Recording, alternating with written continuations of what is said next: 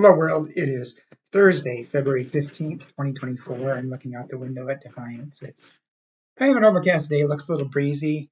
I believe there's supposed to be some rain showers this morning with some winds this afternoon, like 20 to 30 with some possible higher gusts, so be careful out there.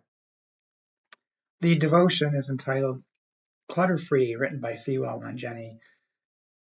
Fewell bases the devotion upon the Gospel of Luke, chapter 11, verses 24 through 26a, Common English Bible. When an unclean spirit leaves a person, it wanders, looking for a place to rest, but it doesn't find any. Then it says, "I'll go back to the house I left." When it arrives, it finds the house cleaned up and decorated. Then it goes and brings with it 7 other spirits more evil than itself, and they make their home there. In Fewell's devotion. Sometimes the horizontal surfaces at my house require my Tetris skills to tuck and balance things piling upward. When they do, I zealously donate, recycle, or discard items that no longer serve me or impede my access to other things that do. Fresh energy circulates with renewed vigor, saving me from having to Jenga my things loose from mini towers teetering to stay upright. Mere weeks after decluttering, these ungrateful clutter guests return and bring friends and extended family with them, effortlessly concealing all my hard work. With the help of books about decluttering, I'm learning to notice and track my patterns of clutter making. Further, I'm establishing regular check-ins to proactively prevent clutter's return. Likewise, as we clear the clutter of all the isms we feel called to address in the world, we can't just stop at noticing the patterns we're disrupting or stop after one round of decluttering. We must attentively listen for and ongoingly respond to God's still speaking voice.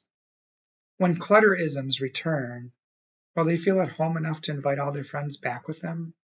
Or will they find we're continually rearranging the space in ways that make it unwelcoming for them to get comfortable?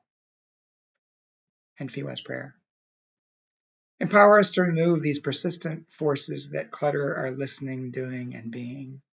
Embolden us to practice and share your brand of radical hospitality. Amen. A couple things that came to my mind as I was reading this is persistence. How living a life of faith in general is due in part a lot by persistence. We can never stop. We're always practicing, learning, questioning, discerning. As I've often said, you're in trouble when you have it all figured out. And it's constant. And then when I read the Bible and hear of issues that Jesus was perhaps addressing, or even the prophets, prophets of old who are addressing, and the same sorts of issues just keep coming up today in our society, thousands of years later. It's never ending. It takes a consistent, continuous effort. It's not a one and done thing. And then the other thing related to that Fewell touches on is isms like racism, sexism, ageism, all those things. It's never over.